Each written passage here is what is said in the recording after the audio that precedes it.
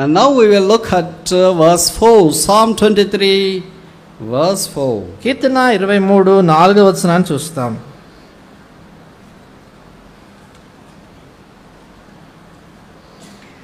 Yeah, though I walk through the valley of the shadow of death, I will fear no evil, for thou art with me, my rod and thy staff, thy rod and thy staff, they comfort me. గాఢాంధకారపు లోయలో నేను సంచరించును, ఈ అపాయమునకు భయపడను.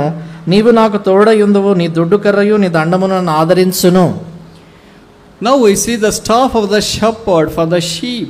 ఇక్కడ మనం చూస్తాం కదా, గొర్రెల నిమిత్తమైనటువంటి ఈ కర్ర దండాన్ని ఆ గొర్రెల కొరకే కాపరి దండాన్ని. It talks about the protection of the shepherd to the sheep. అది గొర్రెల నిమిత్తమై కాపరి యొక్క భద్రత, ఆ కాపుదలను గురించి మాట్లాడుతుంది. Which means there is a safety for the sheep if they are in the sheepfold of the shepherd. అదంటే దాని అర్థం ఏంటంటే, కాపరి యొక్క మందలో కానీ గొర్రెలు ఉన్నట్లయితే దానికి భద్రత క్షేమం ఉంది అని అర్థం. Verse 4 is sandwiched between two cheesy slices and verse 2 and 3 and verse 5 and 6. ఈ 4వ వచనాన్ని మనం చూసినప్పుడు 2, 3 వచనాలు 5, 6 వచనాలకు మధ్యలో అది ఉన్నట్లుగా గమనిస్తాం. It looks to be very hard and odd. అది కొంచెం వింతైందిగా కఠినంగా అనిపిస్తుంది. In verse 2 we have a very glorious thing, green patches, still waters, that's fine.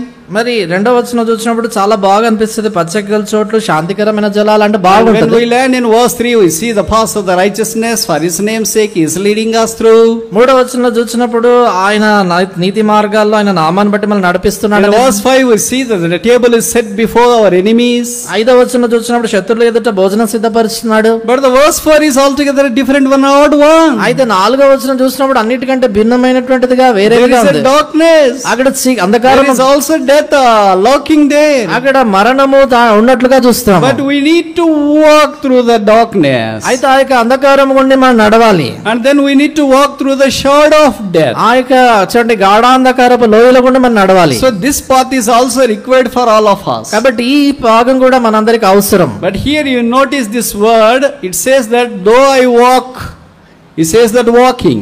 చూడండి ఇక్కడ ఈ మాట మీరు గమనించండి, నేను సంచరించినను అంటే నడవటము మనం చూస్తాం. In verse 2 he is laying down on the green patches. 2వ వచనంలో చూసినప్పుడు పచ్చిక గల చోట్ల పరుండబెట్టాడు. But in the valley he is not laying down. అయితే ఇక లోయలో చూసినప్పుడు అది పరుండబెట్టినట్లుగా చూడలేదు. But even in the verse 2 we say that he leadeth me beside the still waters. 2వ వచనంలో కూడా శాంతికరమైన జలముల యొద్ద నన్ను నడిపించుచున్నాడు అని చూస్తాం. But here he is not leading there, but he is walking through that. చూడండి ఇక్కడ చూసినప్పుడు నడిపించట్లేదు కానీ గాఢాంధకారపు లోయలా సంచరిస్తున్నాయి. Verse 6 it says I will dwell. 6వ వచనంలో రాయబడింది ఏంటంటే నేను నివసించెదను. But here he is not dwelling in the valley of shadow of death. అయితే ఇక్కడ చూసినప్పుడు గాఢాంధకారపు లోయలో అక్కడ నివసించడం కాదు, but he just walking through. అయితే లోయల గుండా సంచరించి వెళ్తున్నాడు. So when we start walking, కాబట్టి మనం నడవడం ఆరంభించినప్పుడు it indicates that we are going to reach the destination, pass this by.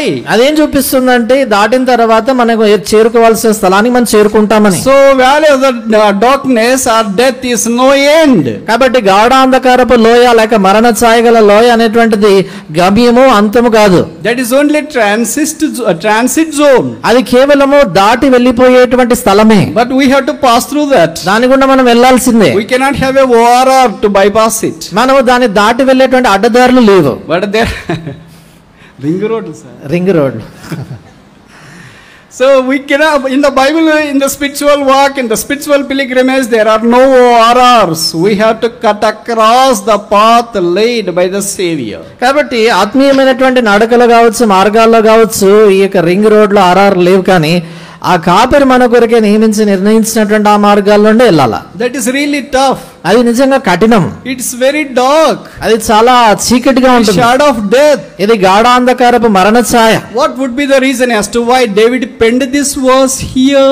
ఎందుకని దావీదు ఈ యొక్క వచనాన్ని ఈ యొక్క కీర్తనలో రాసి ఉంటాడు? కారణం ఏంటుండొచ్చు? In such a beautiful thing, this thing is just encroaching. ఎంతో చక్కటి కీర్తనలో ఇలాంటి వచనం ఎందుకు మధ్యలో ఉంచబడింది? Perhaps I believe that 1 Samuel chapter 17 experience could have been brought into his mind so that he penned that story of Goliath with him. బహుశా నేను అనుకుంటాను 1 సమూయేలు గ్రంథం 17వ అధ్యాయంలో తాను ఎదుర్కొన్నటువంటి ఆ సంఘటన ఆ గొల్లియాతును కూర్చున్న సంగతిని బహుశా ఆయన రాసుంటాడేమో అనేసి. But it says that he is passing through the valley of the shadow of death. ఇక్కడ రాయబడింది గాఢాంధకారపు లోయలో నేను సంచరించినను. So a Christian life is not only feeding on the green pastures. కాబట్టి క్రైస్తవ జీవితం అనేటువంటిది పచ్చిక గల చోట్లో పచ్చిక మేత మేయటమే కాదు, It's also the life of walking through the valley of shadow of death. అయితే గాఢాంధకారపు లోయ గుండా సంచరించేటువంటి జీవితము కూడా. Once there is a valley, there is always a mountain. చూడండి, ఒకసారి లోయ ఉందంటే ఖచ్చితంగా పర్వతము కొండ ఉందని This అర్థం. is geographical unique feature. You cannot have a valley without the mountain. ఇది భౌగోళికమైనటువంటి చూస్తే అసమానమైనటువంటి సంగతి ఏంటంటే లోయ ఉందంటే ఖచ్చితంగా పర్వతం అనేది ఉంటుంది, పర్వతం ఉంటే లోయ ఉంటుంది. We praise God that He is taking us through the valley, but we are going to reach the mountain. దేవునికి స్తోత్రము, ఆయన మన లోయలో నుండి తీసుకెళ్తున్నాడు, అయితే మనము ఆ పర్వతాన్ని చేరుకుంటాం. David was standing on the banks of this Elalo valley. దావీదు ఏలా లోయ చివరన నిలబడి ఉన్నాడు. Ela means tree. ఏలా అంటే వృక్షము. No matter what valley it is, but there is a possibility for him 50-50. Either he has to die or he can survive. చూడండి, ఇలాంటి లోయ ఆయన ఎదుటిన్నప్పటికీ కూడా 50% సాధ్యత తను చనిపోవచ్చు, సజీవుడిగానే ఉండొచ్చు. This is usually the picture when we walk through the valley of shadow of death. ఈ యొక్క గాఢాంధకారపు లోయ గుండా మనం నడిచి సంచరించి వెళ్తుంటున్నప్పుడు సామాన్యంగా ఇలాంటి సంగతే అగుపడుతుంటుంది. But the Bible says we will never be defeated. We will come out of the valley of shadow of death victoriously because Christ is a great victor. అయితే దేవుని వాక్యం బైబిల్లో రాయబడింది ఏంటంటే గాఢాంధకారపు లోయలో నుండి మనము విజయవంతులుగా, మనం జయశాలుగా వస్తాం. ఓటమి పాలం ఎంచదంటే యేసు క్రీస్తు ప్రభువారు గొప్ప జయశాలి గనుక. Do you know what is the height of the shadow of this death? ఈ యొక్క మరణ ఛాయ దాని ఎత్తెంతో మీకు తెలుసా? It says there in 1 Samuel chapter 17, I think if it is verse 4, it says for about 10 feet. మొదటి సమూయేలు గ్రంథము 17వ అధ్యాయము 4వ వచనములో అనుకుంటాను, అక్కడ రాయబడినటువంటిది 10 అడుగులు అని. It's nearly 10 feet. దాదాపుగా దగ్గరగా ఆ 10 అడుగులు. This is the height of Goliath. అది గొలియాతు యొక్క ఎత్తు. Who is the shadow of death? ఆ ఎవరు ఈ మరణ ఛాయ? He is the shadow. ఆయనే మరణ ఛాయ. But we praise God as David is encountering conflict or a war with him. అయితే దేవునికి స్తోత్రము, తనతో యుద్ధాన్ని దావీదు ఎదుర్కొన్న సమయంలో Although the height of the shadow of death is for about 10 feet. చూడండి, అక్కడ మరణ ఛాయ యొక్క ఎత్తు చూసినప్పుడు 10 అడుగులు ఉన్నప్పటికీ కూడా But the height of the cross of Jesus is taller than all these enemies. అయితే దేవునికి స్తోత్రం, క్రీస్తు ప్రభువారి యొక్క సిలువ యొక్క ఎత్తు ఈ శత్రువులందరి ఎత్తు కంటే ఎత్తైంది. Nothing can ever contain that 4-dimensional picture of the cross of Jesus Christ, the height, the length, the width, the breadth. కాబట్టి ఏది కూడా యేసు క్రీస్తు ప్రభువారి యొక్క సిలువ యొక్క వైశాల్యం అంతా కూడా ఎత్తు, పొడుగు, వెడల్పు వీటన్నిటిని మించింది ఏది కూడా లేదు. We praise God. David came out victoriously. దేవునికి స్తోత్రము, దావీదు విజయవంతుడై ఆయన బయటికి వచ్చాడు. Perhaps that's the reason as to why he says that thy rod and thy staff shall be with me no matter what the situation I am passing through. బహుశా ఆ కారణం చేత తాను అంటాడేమో, ఇలాంటి పరిస్థితి గుండా నేను వెళ్తున్నప్పటికీ కూడా నీ కర్ర, నీ దుడ్డు కర్ర, నీ దండం నాకు తోడై ఉంటుంది అని అంటాడు. Are you passing through such situation? నీవు ఇలాంటి పరిస్థితి గుండా వెళ్తున్నావా? Dark future. ఎంతో అంధకారమయమైన భవిష్యత్తు And dark things about around you. నీ చుట్టూ అంతా కూడా ఎంతో చీకటితో ఉన్న You don't know what to do. ఏం చేయాలని You are తోచట్లా. seeking admission in a prestigious institutes. ఎంతో పేరు పొందినటువంటి సంస్థల్లో మరి నువ్వు అడ్మిషన్ కొరకు వెతుకుతున్నావు. But you may not be able to secure the admission. అయితే అడ్మిషన్ నీకు దొరకలేకపోతుందేమో. And maybe you are on the lookout for a job. బహుశా ఉద్యోగపు వేటలోనే ఉన్నావేమో. Where you are not successful. అయితే విజయం సాధించట్లేదు. You are preparing for competitive examinations. పోటీ పరీక్షల కొరకు సిద్ధపడుతున్నావు. అంటే మీ భాషలో చెప్పాలంటే కొట్టలేకపోతున్నావేమో. మీ కొట్టలేకపోతున్నావేమో. No matter what the situation is. కాబట్టి పరిస్థితి ఏదైనప్పటికీ This is just a valley. We are walking through it. We are going to come out of this valley. ఇది కేవలం ఒక లోయ, దానిలో గుండా మనం నడిచి వస్తున్నాము, దాన్ని దాటి బయటికి వస్తాం ఖచ్చితంగా. Nothing is permanent in your life. నీ జీవితంలో ఏది శాశ్వతం కాదు. God is going to deliver us from this valley of shadow of death. దేవుడు ఈ యొక్క లోయ, మరణ ఛాయగలిలో నుండి ఆయన మనల్ని విడిపిస్తాడు. Life is really tough sometimes. కొన్ని పర్యాయాలు నిజంగా జీవితం చాలా కఠినంగా ఉంటుంది. Charles Chaplin, one of the most world's coveted comedian. said like this once. Charlie Chaplin ప్రపంచంలో చాలా గొప్ప హాస్యకరుడు. ఆయన ఈ రీతిగా అన్నాడు ఒకసారి. He said 3 statements. ఆయన 3 మాటలు చెప్పాడు. Number 1, nothing in this world is permanent. ఆయన చెప్పాడు లోకంలో ఏది శాశ్వతం కాదు అని మొదట అన్నాడు. And number 2, don't erase a smile what the situation is around you. రెండోదిగా నీ చుట్టూ పరిస్థితి ఎలాగున్నప్పటికీ కూడా ముఖం మీద చిరునవ్వు మాత్రము పోకుండా చూసుకోమన్నాడు. And number 3, he said, I would like to walk on a rainy day so that others may not see my tears. మూడోదిగా ఆయన ఏమన్నాడంటే ఇతరులు నా కన్నీరు చూడకుండానట్లుగా వర్షము కురుస్తున్న దినాన్ని నడవగోరుతున్నాను అన్నాడు. There are so many tears for young people today. ఈ దినాన యవనస్తులకు జీవితాల్లో అనేక కన్నీళ్లు ఉన్నాయి. You are shedding tears because this is a valley experience. ఈ యొక్క లోయ అనుభవంలో కన్నీళ్లు గారుస్తున్నావు. You don't know what to do. ఏం చేయాలో నీకు తోచట్లేదు. Your parents are not in a helping condition. నీ యొక్క తల్లిదండ్రులకు సహాయపడే స్థితిలో లేరు. Financially tough situation. ఆర్థికంగా కష్ట స్థితిలో ఉన్నావు. Your health is not permitting you. నీ యొక్క ఆరోగ్యం నీకు సహాయపడట్లేదు. High competition. ఎంతో పెద్ద పోటీ. A lot of disinformity, infirmities. నీకు చూస్తే అనేకమైనటువంటి బలహీనతలు ఉన్నాయి. Very tough to move on. ముందుకు సాగి వెళ్ళడం చాలా కష్టం అవుతుంది. I heard once a statement like this. నేను ఒకసారి ఒక మాటలు చెప్పడం విన్నాను. The world's greatest liquid is tears. ప్రపంచంలో అన్నిటికంటే గొప్ప ద్రవము అది కన్నీరు. In other words to say, the highest price liquid in the world is tears. వేరే మాటల్లో చెప్పాలంటే ప్రపంచంలో అన్నిటికంటే ఖరీదైనటువంటి ద్రవము కన్నీరు. Do you know what is it made up of? అది దాంట్లో ఉన్నటువంటి సంగతులు ఏంటో తెలుసా మీకు? అది ఎలాగ నిర్మించి తయారు చేయబడిన తెలుసా? ఎలాగ నిర్మించబడిన తెలుసా? Tears is nothing but 99% of emotions, 1% of H2O. కన్నీరు అంటే ఏం కాదు కానీ 99% భావోద్వేగము, 1% నీళ్లు. Do you believe this? ఇది నమ్ముతున్నారా మీరు? When you see the tears, you see that it is just nothing but water, H2O.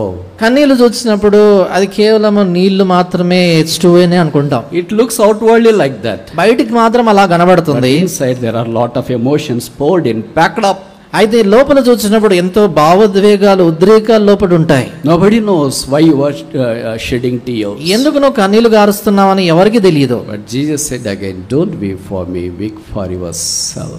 యేసుప్రభువారు అన్నారు కదా, నా కొరకు కన్నీరు కార్చొద్దు, మీ కొరకు కన్నీళ్లు కార్వండి. Do not weep for earthly things, but weep for heavenly, permanent, everlasting thing. భూ సంబంధమైనటువంటి సంగతుల కొరకే కన్నీళ్లు కార్చొద్దు గాని శాశ్వతమైన పరలోక సంబంధమైన నిత్యమైనటువంటి వాటి కొరకే కన్నీళ్లు కార్వండి. So many times as a young people, when you are alone, locked up in a room, without your knowledge, tears starts to roll down your smooth cheeks. అనేక పర్యాయాలు యవనస్తులైనటువంటి వారుగా గదిలో ఒంటరిగా ఉన్నప్పుడు తెలియకుండానే కన్నీళ్లు కారుతూ మన చెంపల మీదుగా కింద పడుతుంటాయి. Outside the world is so beautiful, lucratic.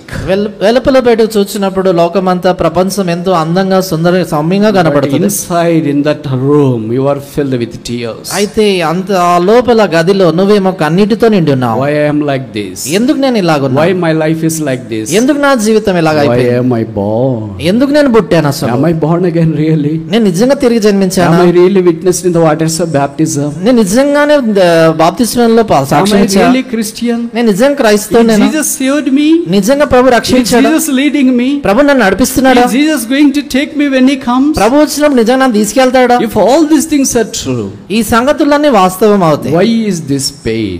ఎందుకని ఈ వేదన? Why is this sorrow? ఎందుకని దుఃఖము? Why tears? ఎందుకు ఈ కన్నీరు? Why brokenness? ఎందుకు ఈ యొక్క విరిగి Why I పరిస్థితి? became object of proverb for others? ఎందుకని and scolding? ఎందుకని ఇతరులు తిట్టేటువంటి దానిగా అయిపోయా? ఎందుకు ఇతరుల యొక్క సామెతలకు ఆస్పదంగా అయిపోయా? For sometimes there is no reason. Others used to scold us mercilessly. కానీ కొన్ని పర్యాయాలు నిష్కారణంగా ఇతరులు కనికరం లేకుండా తిడుతున్నారు. These things we do not expect from others. ఈ సంగతులు వేరే వాళ్ళు మనం చేస్తారో మనం Others అనుకోము. are not worldly people. ఇతరులు అంటే లోకస్తులు కాదు. Maybe your roommates, బహుశా మీ రూమ్మేట్స్, లేక ఇంట్లో juniors, లేక juniors, seniors, people around you. నీ చుట్టూ worship with you. నీతో go to the house of Lord with you. నీతో పాటు దేవునింటికి వెళ్ళేవారు, there in the youth camp too. నీతో యూత్ క్యాంపులో ఉన్నవారు. That's so sad that they became a reason for your tears. ఎంతో బాధకరం. ఇవన్నీ కూడా నీ కన్నీటికి కారణమయ్యాయి. But the Bible says Jesus wipes out all our tears. అయితే బైబిల్లో రాయబడింది యేసు మన కన్నీరుని తుడిచివేసేవాడు. All our tears are stored in a bottle. మన కన్నీరుని కూడా ఒక బుడ్డిలో దాచబడింది. All the bottles of this world may be broken one day. ఈ యొక్క లోకంలో ఉన్నటువంటి ఇలాంటి బుడ్డిలన్నీ కూడా ఒక దినాన పగిలిపోతాయి. But the bottles reposited with Jesus Christ would never be broken. They will be measured. అయితే యేసుక్రీస్తు ప్రభువారు అయితే దాచబడినటువంటి ఆ కన్నీటి బుడ్డిలు అవెన్నడూ పగిలిపోవు గాని వాటి యొక్క కొలత ఆయన దగ్గర ఉంది. God is seeing you. దేవుడు నిన్ను చూస్తున్నాడు. No matter what the situation is. పరిస్థితి ఎలాగున్నప్పటికీ You are not alone. నువ్వు ఒంటరిగా లేవు. Wipe up your tears. నీ కన్నీరు తుడిచేసుకో. Get out of your bed. నీ యొక్క పడక మీద పైకి లే. Start living your life afresh. మరలా నూతనంగా జీవితాన్ని జీవించు. New life is waiting for us. నీ కొరకై నవీనమైన జీవితం ఎదురు చూస్తుంది. This failure is no end. ఈ యొక్క ఓటమి అంతం కాదు. This brokenness is no end. ఈ విరిగిపోయింది అంతం కాదు. This cheating is no end. ఈ యొక్క సంగతి అంతం కాదు. This is not the end of your bright future. నీ యొక్క ప్రకాశమైనటువంటి భవిష్యత్తుకి ఇది అంతం కాదు. This is just a beginning of your life. ఇది కేవలం జీవితానికి ఆరంభమే. O young man and woman, oh యవనస్తుడా యవనస్తుడా, arise from the valley of shadow of death. మరణ ఛాయ కలిగినటువంటి లోయలో నుంచి లేచి నిలబడు. నీ కొరకైనటువంటి ఒక పాత్ర, there is a stove, నీ కొరకై దండం ఉంది, there is a safety the Savior is taking care of. నీ కొరకై జాగ్రత్త వహించేటువంటి భద్రత ఆ కాపరి దగ్గర ఉంది. Imagine the Savior who gave his life for this stupid sheep. Will you alone? కాబట్టి మీరు ఊహించగలరా ఇలాంటి బుద్ధి లేనటువంటి ఈ యొక్క గొర్రె కొరకై నీ కొరకై ఇక కాపరి ప్రాణం పెట్టగలడని? Bible doesn't say that Jesus died for lions. బైబిల్లో రాయబడినది యేసు ప్రభువారు సింహాల కొరకు మరణించాడని. Bible doesn't say that Jesus died for elephants. ఏ బైబిల్లో రాయబడిన యేసు ప్రభువారు ఏనుగుల కొరకు మరణించాడని. The Bible says Jesus died for a person like you and I who are counted to be sheep. అయితే బైబిల్లో రాయబడింది నీలాంటి నాలాంటి వాళ్ళు గొర్రెల్లాగా ఎంచబడేటువంటి మన కొరకు యేసు ప్రభువారు చనిపోయారని. No matter how stupid you are, బహుశా నువ్వు ఎంత తెలివి లేని వాడు you may think that you are useless, బహుశా నువ్వు నిరుపయోగం అనుకుంటున్నావు, unprofitable, నిష్ప్రయోజనం అనుకుంటున్నావు, unfit, నువ్వు దేనికి పనికిరావు, unmerited, దేనికి యోగ్యత లేదనుకుంటున్నావు, you are just a waste one. అంత వ్యర్థం అనుకుంటున్నావేమో. This Savior wants to take us through the valley of shadow of death. అయితే ఈ కాపరి మరణ ఛాయ కలిగినటువంటి లోయ నుండి బయటికి తీసుకెళ్ళబోతున్నాను నేను. Just walking. ఇది నువ్వు నడిచి వెళ్ళడమే. When you walking through, you will have a destination too. నువ్వు నడిచి వెళ్తా ఉంటే ఖచ్చితంగా గమ్యం ఉంటుంది. Today grab the courage. ఇది నా ధైర్యం వహించు. Lord, you died for me on the cross. ప్రభువా నువ్వు నా కొరకే శిలువలో మరణించావు. I care to live for you. ప్రభువా నీ కొరకే నేను జీవిస్తాను. Because he died for us, we can live for him. ఆయన మన కొరకు మరణించాడు కాబట్టి మనం ఆయన కొరకు జీవించవచ్చు.